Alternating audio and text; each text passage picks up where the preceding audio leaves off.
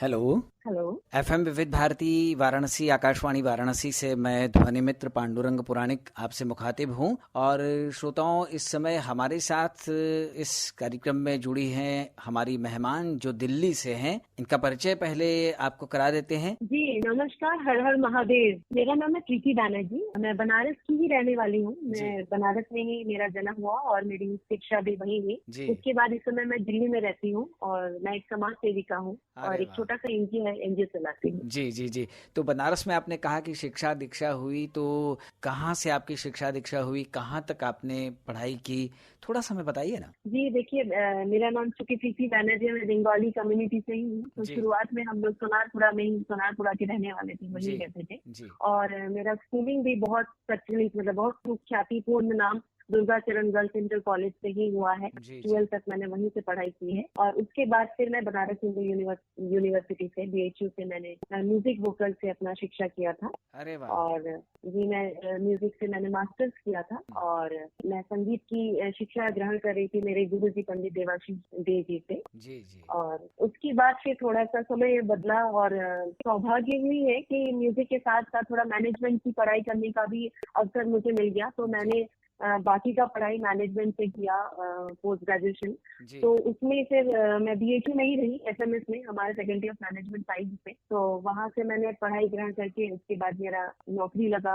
Corporate में, तो मैं कॉर्पोरेट में चली गई। जी फिर वहां से धीरे धीरे समय के साथ बच्चों ने मुझे, मेरा एनजीओ एक्चुअली बच्चों के लिए काम करता है और बच्चों ने मुझे खींच लिया और समय के साथ मैं एक समाज सेविका बन गई। क्या बात है। तो आपका एनजीओ है, दिल्ली में आप चलाती हैं, तो एनजीओ का कार्य किस तरह का है। ये एनजीओ जो मेरा है इसका नाम है लिटिल अम्ब्रेला फाउंडेशन। तो लिटिल अम्ब्रेला फाउंडेशन जो है वो बच्चों के लिए बेसिकली काम करता है। वो बच्चे जो नॉर्मली आप भी देखे होंगे सर, हम लोग जब रास्ते में कहीं जाते हैं घूमने फैमिली के साथ, तो जी बहुत बच्चे हमें दिखते हैं छोटे छोटे जो गुब्बारे लेके या पेन पेंसिल लेके घूमते रहते हैं। उनको स्कूल जाने का मौका नहीं मिलता। उनको बहुत सारी ऐसी चीजें जो हमारे बच्चों को मिलती है वो मौका उनको नहीं मिलता है। तो हम एज अ टीम कोशिश करते हैं उन बच्चों को वो जिंदगी देने के लिए। तो जी। उस जिंदगी को देने की कड़ी में सबसे ज्यादा जरूरी है एजुकेशन। तो हम सबसे पहले उनको एजुकेशन देने का काम करते हैं, लेकिन थोड़ा अलग अंदाज में करते हैं। हम लोग ऑल्टरनेटिव एजुकेशन के थ्रू उनको पढ़ाते हैं। जी। ऑल्टरनेटिव एजुकेशन है एजुकेशन थ्रू क्रिएटिव मीडिया, ओ।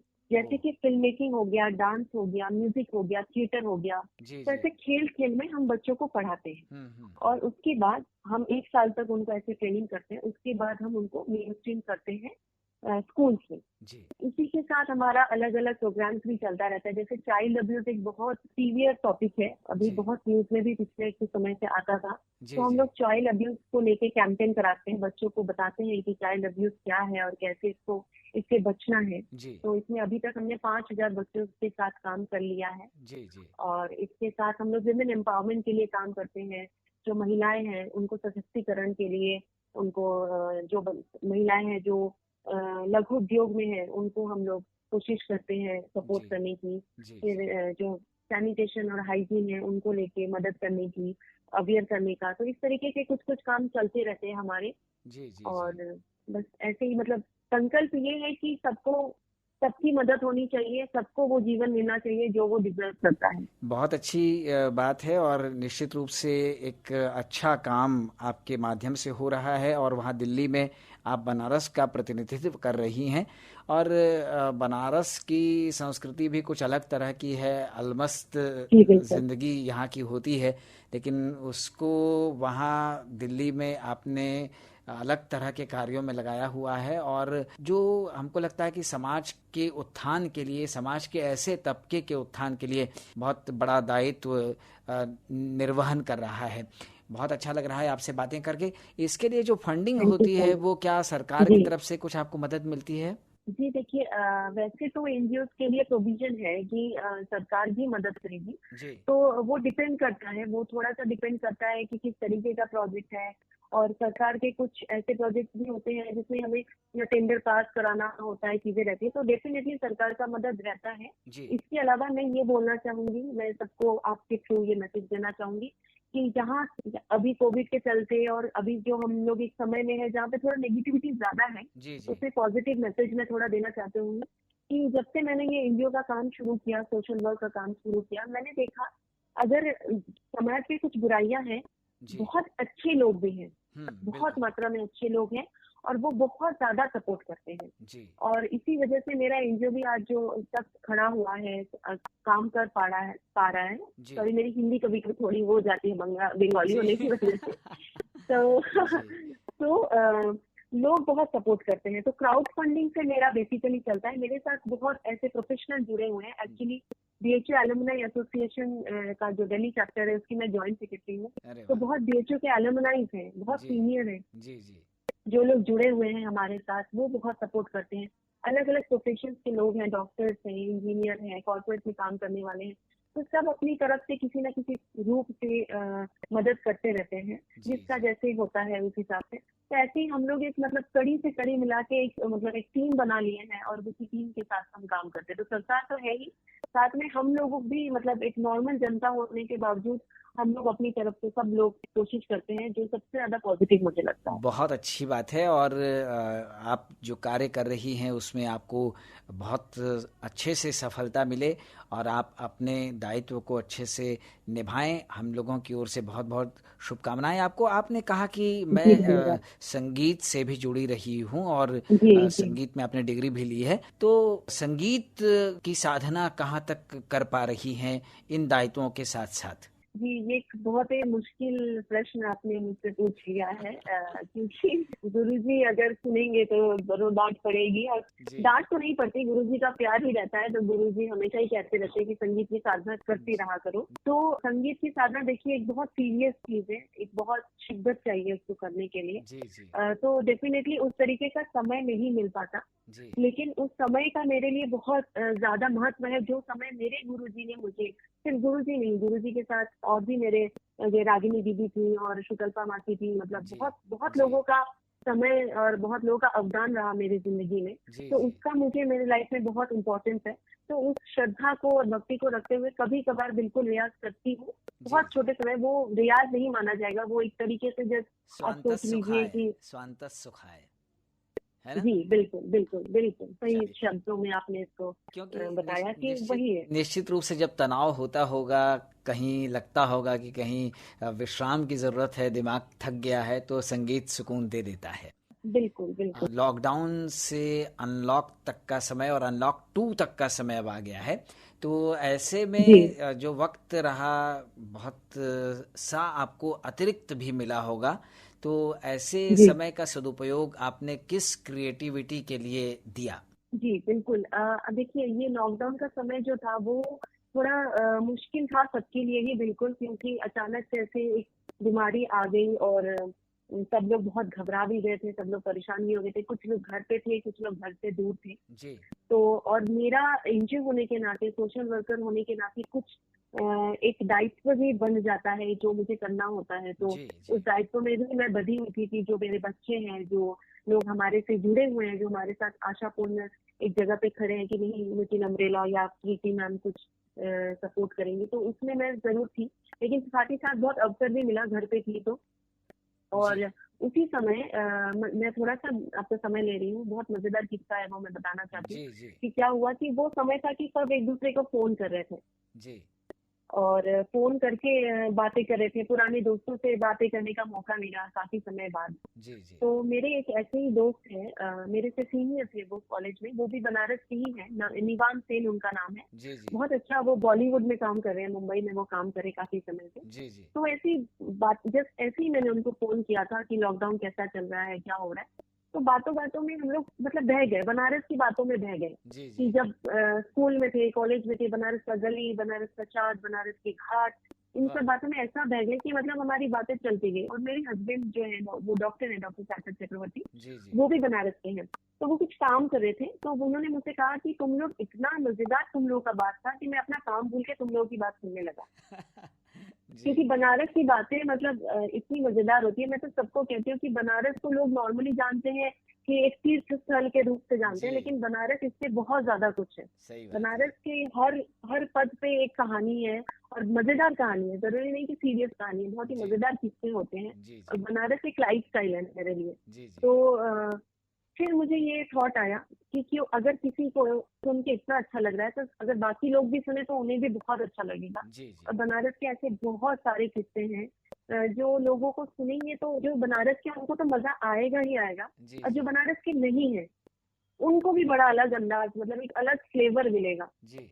तब मैंने ये सोचा कि एक पॉडकास्ट सीरीज करते हैं। हम्म। पॉडकास्ट सीरीज मतलब ऑडियो सीरीज भी होता है। जी तो जी उसमें हम बनारस के बारे में चर्चा करेंगे। तो किस्से बनारस के नाम मैंने सोचा, किस्से बनारस के, कि बनारस के किस्से हैं इसमें। जी जी तो किस्से बनारस के का मैंने एक शुरू किया। तो उसमें 5 एपिसोड हैं, जी और पांचों एपिसोड आपको बनारस के अलग अलग स्वादों का अनुभव कराएगा। जैसे निवान के साथ मेरा फर्स्ट एपिसोड था, जी तो उसमें निवान और मैं बातें कर रहे हैं कि 90s का जमाना, जब साइकिल चलता था, जब हम लोग साइकिल पे घूमते थे, जी और जी जब रिक्शा ज्यादा दिखते थे। अभी तो बनारस में बहुत बाइक दिखता है, मोटरसाइकिल दिखते हैं और जी कार वगैरह दिखते हैं, लेकिन 90s में ज्यादातर लोग रिक्शा में ट्रैवल करते थे, साइकिल में ट्रैवल करते थे। जी तो उस समय की लव स्टोरी, क्योंकि हर कोई 9th 10th में था, 11th में था, कॉलेज में था, तो उस टाइम का लव स्टोरी कैसा होता था। जी जी तो निवान अपने टाइम का लव स्टोरी शेयर कर रहे हैं और अपना एक्सपीरियंस शेयर कर रहे हैं कि उस टाइम, क्योंकि अभी तो देखिए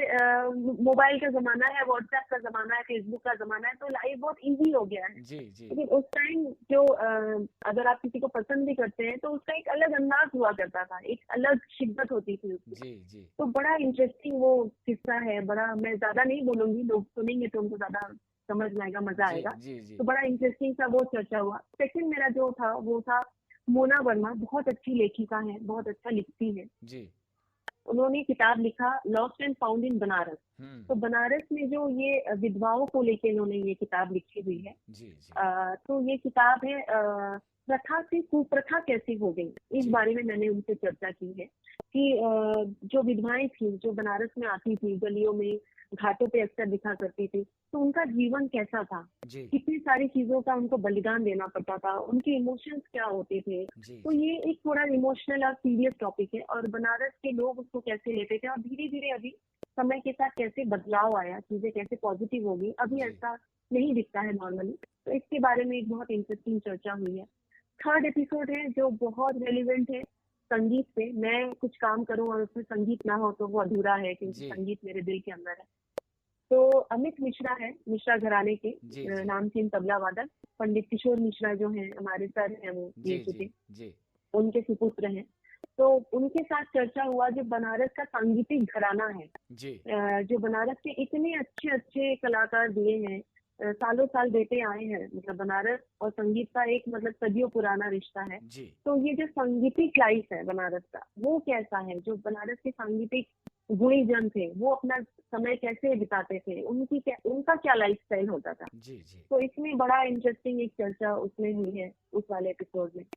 फिर सबसे जो लास्ट एपिसोड है वो लोगों को बहुत पसंद आ रहा है, और आई एम श्योर आपको भी बड़ा मजा आएगा सुन के। जी। वो एपिसोड है पान के ऊपर, बनारसी पान। बनारसी पान। जी जी। तो ये एपिसोड है इनको, ये जो चर्चा हुआ है ये हुआ है गौरव कपूर, जी बहुत नामचीन है वो, गौरव कपूर पॉलिटिकल जी जी एक शख्सियत है। और इसके अलावा वो इवेंट्स वगैरह, मतलब बहुत बनारस के जो सांगीतिक कल्चर है जी उसमें जी बहुत प्रोग्राम्स कराते हैं, नामचीन है वो। जी तो जी बनारस में उनकी फैमिली 1851 से रह रही है। जी जी जी तो ये पुराना रिश्ता है उनका। और बनारस में पान का चर्चा उन्होंने बड़ा खूबसूरत से बताया कि आज तो चलो व्हाट्सएप आ गया और जी गूगल आ गया और फेसबुक आ गया, लेकिन वो एक जमाना था जब पान की दुकान ही हमारी व्हाट्सएप यूनिवर्सिटी हुआ करती थी। हाँ जी आपको कुछ बिल्कुल। भी पता करना है तो जी पान की दुकान में बैठ जाइए। सही बात है। तो इस तरीके से ये एक बहुत अच्छा सफरनामा है। जी जी लोग सुनेंगे तो उनको बड़ा अच्छा लगेगा। मेरे बहुत अच्छे दोस्त हैं, कुछ लोग हैं जो भारत से बाहर रहते हैं, देश के बाहर रहते हैं, वो भी जब सुन रहे हैं तो उनको वो पुरानी चीजें, तो लॉकडाउन में मेरे तरफ से ये एक गिफ्ट है सभी लोगों को क्या बात जो है। घर से दूर है, जी जी। उनको घर की याद दिलाने के लिए। तो प्रीति जी, अगर इसको कोई सुनना चाहे तो वो किस तरह से सुन सकता है, कैसे जुड़ सकता है इससे? जी, इसको सुनना अगर कोई चाहता है तो अपने मोबाइल में यूट्यूब हो गया, जी मतलब किसी भी प्लेटफॉर्म में आप इसको सुन सकते हैं। आप अगर इसको सिर्फ गूगल करेंगे, आप जी जी गूगल में भी डालेंगे किससे बनारस की, जी तो आपको मिल जाएगा सारा प्लेटफॉर्म। आपका सबसे बेस्ट उपाय मैं बताती हूँ, फेसबुक सबके मोबाइल में होता है। जी आप जी फेसबुक में लिटिल लिटिल अम्ब्रेला फाउंडेशन के पेज पे चले जाइए, आपको सारा डिटेल मिल जाएगा। जी जी वहां जी। से आप बिल्कुल सुन सकते हैं सारे एपिसोड। चलिए, बहुत अच्छी बात आपने बताई है, और बहुत रोचक चीज़ अगर श्रोता सुनना चाहें तो को सुनने को मिलेगी और बनारस के बारे में एक अच्छी चर्चा उन तक पहुंचेगी, बहुत सुरीले अंदाज में हम कह लें तो। ये काम निश्चित रूप से हमें लगता है कि लॉकडाउन में आपको एक अलग अनुभव दे गया होगा। बिल्कुल बिल्कुल। इनफैक्ट अभी लोगों को बहुत चाह है कि सीजन 2 आए, तो बहुत जल्दी सीजन 2 आने वाला है। ये सीजन 1 तक इससे बनारस के, और अभी सीजन 2 आने वाला है। और जी मैं एक चीज और बनारस के लोगों को कहना चाहती हूँ आपके द्वारा कि ये जो मैंने किया, ये मेरा मेन पर्पस था। बनारस में बहुत अच्छे अच्छे लोग उजागर होते हैं, बहुत नाम करते हैं, लेकिन लोगों को पता नहीं चलता। आज मैं दिल्ली में रहती हूँ और मैंने भी देखा, मेरे फ्रेंड्स ने भी देखा, लोग अभी कभार सोचते कि Banaras small town city, tyre 2 city में आता है, तो पता नहीं कैसा लाइफ होता होगा। लेकिन बनारस बहुत बड़ा शहर है। मेरे नजर से देखे तो दुनिया का सबसे बड़ा शहर बनारस है। तो मेरे तरफ से बनारस को ये एक अर्पण है, क्योंकि बनारस से ही मैं सारी चीजें सीखी हूँ। बनारस ने मुझे बहुत कुछ दिया है, तो मैं चाहती हूँ कि पूरी दुनिया को बनारस के बारे में पता चले। चलिए, बहुत अच्छा प्रयास आपका है और दिनों दिन इसमें आपको और सफलता मिले।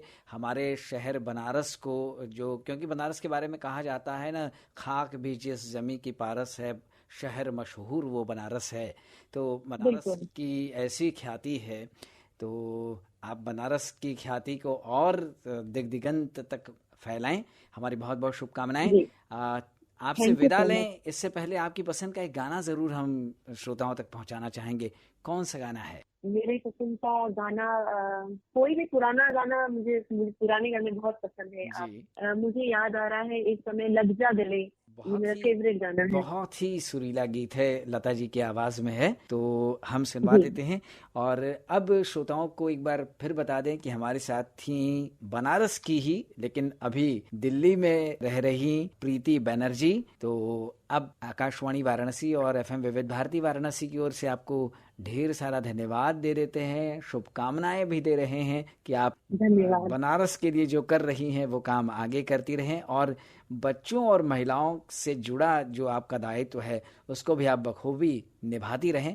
बहुत बहुत शुभकामनाएं। अब ध्वनि मित्र पांडुरंग पुराणिक को दीजिए अनुमति। नमस्कार।